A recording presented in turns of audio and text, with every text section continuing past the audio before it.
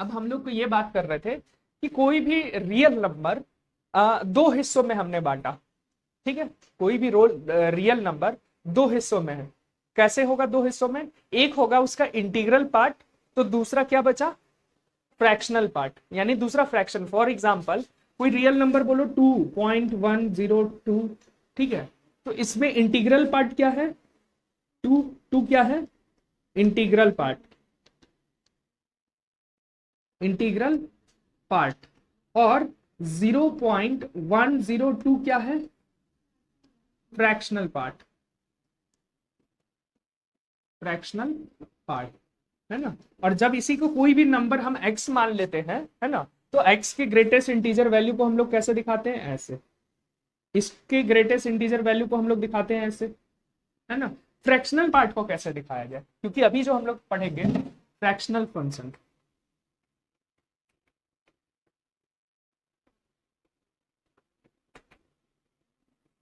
ठीक है, तो अब इसमें फ्रैक्शनल वाले पार्ट को हम लोग कैसे शो करें, कैसे दिखाया जाए, ये हमारे सामने अभी क्वेश्चन है। ठीक है, उसी के जब हम लोग उसको दिखा पाएंगे तो उसको एज ए फंक्शन हम लोग देखेंगे कि वो इक्वेशन में y is equal to fractional part of x होगा तो कैसे होगा। तो लोगों ने कहा कि कोई भी रियल नंबर दो हिस्सों में बना है, मिलकर के दो हिस्सों से। एक होगा उसका इंटीग्रल वाला पार्ट जिसमें इंटीजर वैल्यू होगा, और एक होगा उसका फ्रैक्शन वाला पार्ट।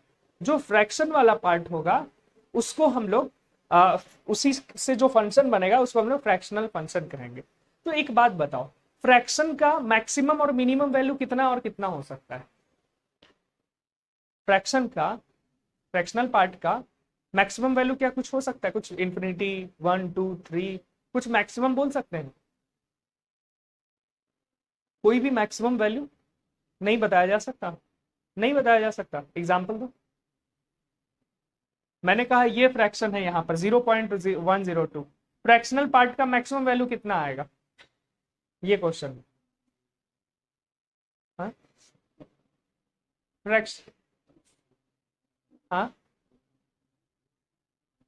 अच्छा 2 हो सकता है क्या फ्रैक्शन पार्ट का वैल्यू?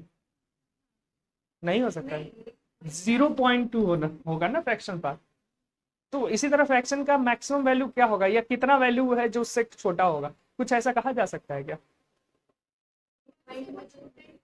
जब भी होगा तो डेसिमल में रहेगा, तो 1.1 हो सकता है क्या? ये भी तो डेसिमल में।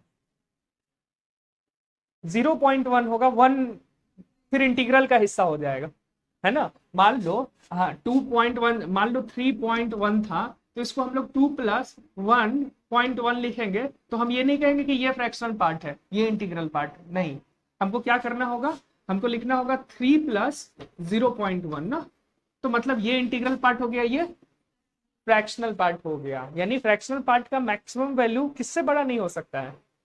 1 से बड़ा नहीं, तुम लोग खुद बोल दिए 1 से बड़ा नहीं हो सकता है ना। तो फ्रैक्शनल पार्ट का जो वैल्यू है कभी भी बड़ा नहीं होगा, है ना। For example fractional part of, अब इसको fractional part of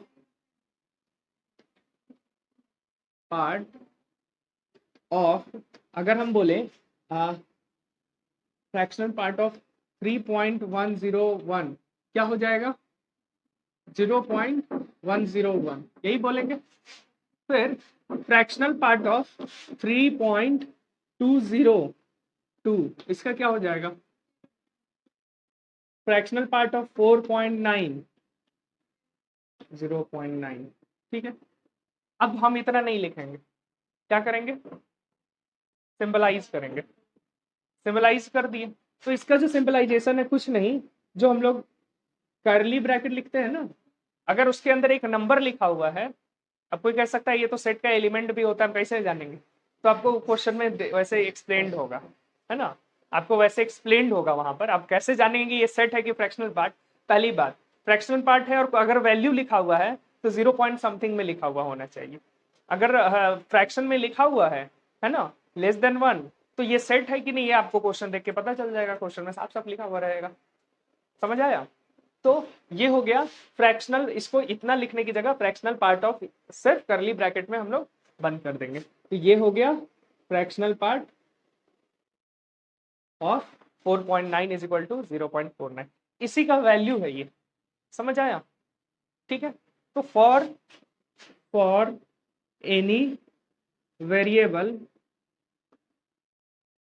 x, fractional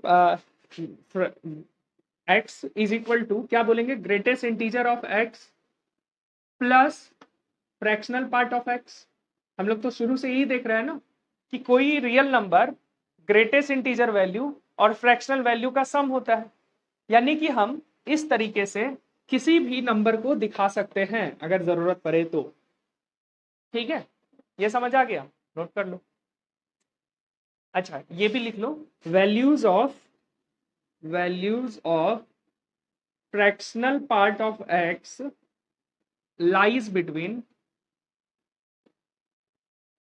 कहां से कहां तक लाई करेगा, फ्रैक्शनल पार्ट ऑफ एक्स का वैल्यू कहां से कहां तक लाई करेगा, हाँ 0 से लेकर 1, 1 को इंक्लूड नहीं करना है, 1 नहीं हो सकता है ना, 1 नहीं हो सकता, हाँ वो लेस देन 1 है तो इंक्लूड नहीं करना, ये करली ब्रैकेट डाल दिए, 1 को करना होता तो स्क्वायर ब्रैकेट डालते, ठीक, और 0 को इंक्लूड कर सकते हैं।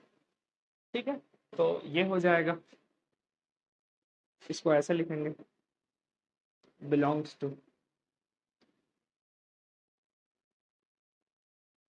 फ्रैक्शनल फंक्शन होगा जिसकी हम लोग बात कर रहे हैं, वो क्या होगा, y is equal to fractional part of x, ऐसा ही होगा, ऐसा ही होगा। तो अब इसको हम लोग को क्या करना होगा, तो प्लॉट करो सर, ग्राफ बनाते हैं।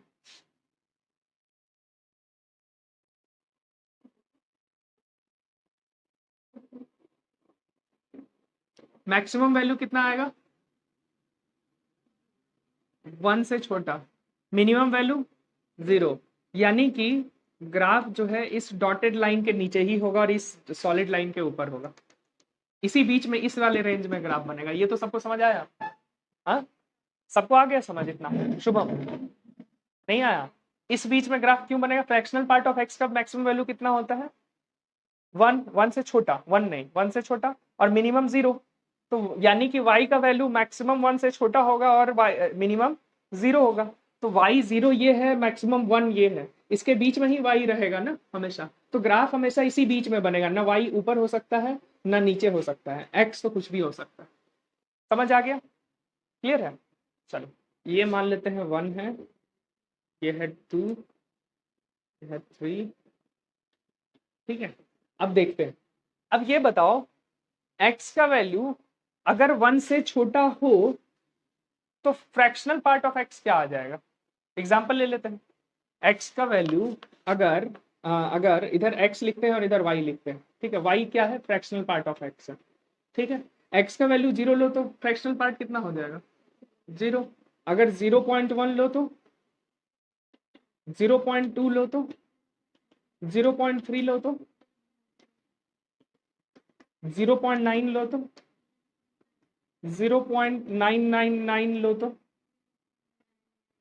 ये समझ आ रहा है सबको, आ नेहा समझ आ रहा है, ठीक, सिमरन क्लियर है, अच्छा अनन्या क्लियर, यहां पर हम बोले 0.9 रेकरिंग बोल दे तो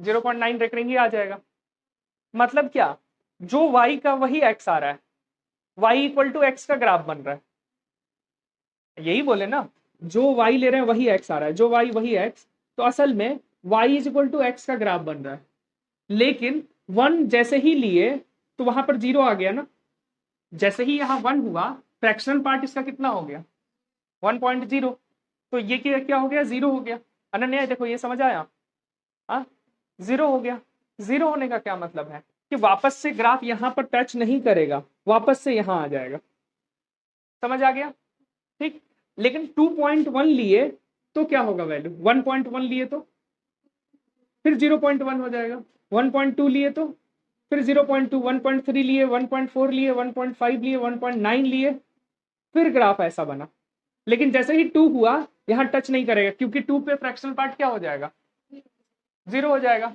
तो ग्राफ वापस से 0 पे टच करेगा जाके, ठीक, फिर ऐसे बढ़ेगा, फिर टच नहीं करेगा, फिर यहाँ टच आ गया, फिर गया, फिर फिर गया, और ये पूरा फिर गया यहाँ से,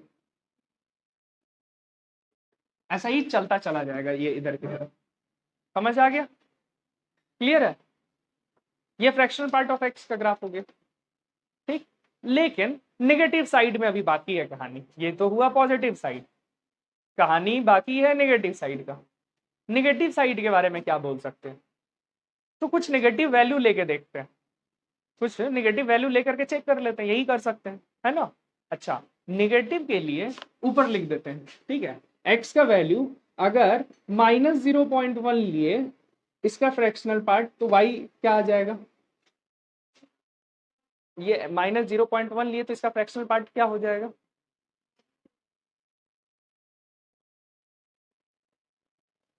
अच्छा तुम कह रही हो कि फ्रैक्शनल पार्ट का वैल्यू -0.1 आएगा, बात सही है सब लोग के लिए। हाँ, पुष्पम के लिए नहीं है, बताओ पुष्पम कैसे होगा, क्योंकि -1.1 है तो इसमें फ्रैक्शन कितना है, -0.1, सही है, सही है ना, क्लियर है। हाँ, कॉमन सेंस लॉजिक तो यही कह रहा है, बात सही है। हमने पहले डिफाइन किया है, तुम ही लोगों ने बताया है ना मुझे कि आप 0 से 1 तक ही ले सकते हैं वैल्यू, तो फिर -0.1 कहाँ से ले रहे हैं इसका वैल्यू, या तो तुम पहले गलत बोले थे, या तो पहले हमसे गलत करवा दिए तुम लोग, या अभी गड़बड़ करवा रहे हो। अब ये फैसला तुम लोग को करना है कि कौन गड़बड़ है कौन सही है। कोई तो एक ही बात सही होगा ना। हाँ, तुम ही लोगों ने बोला कि 0 से 1 लेना है सर, मैंने ले लिया 0 से 1। अब तुम ही लोग कह रहे हो कि -0.1 ले लीजिए, मेरा तो सीधा सवाल है, आपने गलत पढ़ाया है, बता दे, ठीक है। अब इसमें सोचना होगा थोड़ा, इसका मतलब मामला यहाँ नहीं है, कुछ तो है ना। सन अगर अपियर कर रहा है ईस्ट से वेस्ट जाता हुआ, तो जरूरी नहीं है सन जा ही रहा है ना, ठीक है। तो यहाँ तो कुछ करना पड़ेगा, क्या करना होगा, वापस से डेफिनेशन पे चलते हैं, ठीक है, वापस से शुरू से करते हैं ना, तो फिर आ जाएगा कुछ। एक्स इज इक्वल टू हम लोग क्या लिख सकते हैं, integral part of x plus fractional part of x, यही हम लोगों ने बात किया शुरू में, है ना। सम के बतौर लिख सकते हैं, यही डेफिनेशन है, ठीक। क्या अगर हम -1.1 की बात कर रहे हैं, इसका इंटीग्रल पार्ट ऑफ एक्स कितना है, -2, और अगर ये भी -0.1 हो जाए तो ये -2.1 आ गया, जबकि -1.1 आना था। तो यहां पर क्या होगा कि ये 1.1 आ जाए, ये पूरा यहां पर प्लस लिख देते हैं, माइनस होगा प्लस होगा जो भी अंदर में होगा, यहां पर जो भी होगा वो 1.1 के बराबर आना चाहिए। तुमको इसका वैल्यू निकल जाएगा, इसको कुछ मान लेते हैं टी का वैल्यू निकल जाएगा, फ्रैक्शनल पार्ट ऑफ एक्स क्या आएगा, क्या आएगा जरा सा बताओ तो।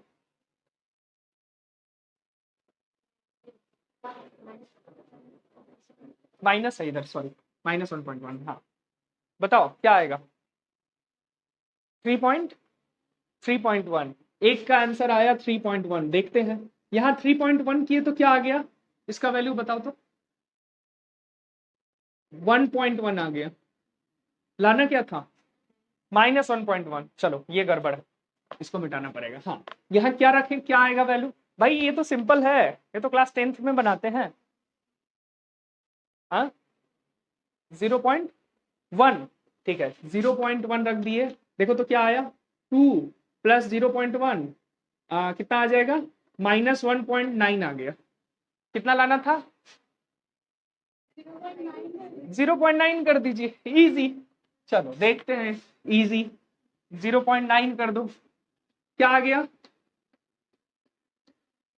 आ गया, ये मामला सेट है। हमने जो पहले माना ये पॉजिटिव आया, आया, हमने जो पहले माना उस हिसाब से ये सही आया है ना। और यही तरीका अपनाया गया, क्या, कि कोई भी नंबर अपने integral part plus fractional part होता है, तो इंटीग्रल पार्ट और प्लस फ्रैक्शनल पार्ट को आपको अगर इस वैल्यू को सही रखना है, तो आप इसका वैल्यू 1.1 नहीं कर सकते हैं, 0.1 -0.1 नहीं कर सकते हैं, आपको क्या करना होगा, -0.9, समझ आ रहा है, ठीक। अच्छा, तो बता दो -4.2 का इंटीग्रल पार्ट क्या हो जाएगा, सॉरी फ्रैक्शनल पार्ट क्या हो जाएगा,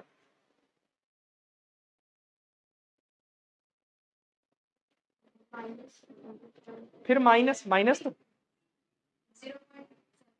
0.8, 0.8 ना, प्लस 0.8 करेंगे तभी तो 4 में इसका 5 हो जाएगा ना, इसका -5 हो जाएगा इसका इंटीग्रल पार्ट, इसमें प्लस 0.8 करेंगे तभी तो 4.2 आएगा। यहाँ 0.2 है ना, तो 1 से माइनस कर दो, यहाँ 0.2 है तो 1 माइनस 0.2 0.8 है ना, समझ आ रहा है।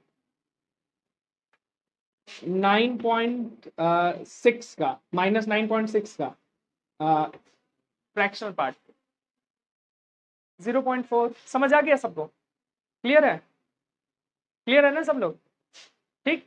तो अब हमको नेगेटिव साइड की बात कर सकते हैं, -1 है यहां तक, जैसे ही 0.1 बोले क्या वैल्यू आया, 0.1 पे क्या आया,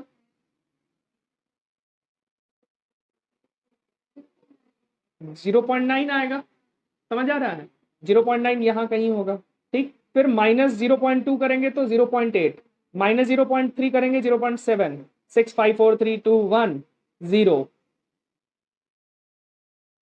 अरे ये तो सेम ग्राफ मिल रहा है, ये तो उसी को फॉलो कर रहा है ना मजेदार। ये हो गया -2।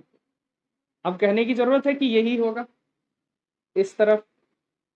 ये किसका ग्राफ बना, fractional part of x, y is equal to fractional part of x. सबको समझ आया, किसी को फिर से समझाना हो, चलो तो आगे चलते हैं, डोमेन रेंज की बात करते हैं।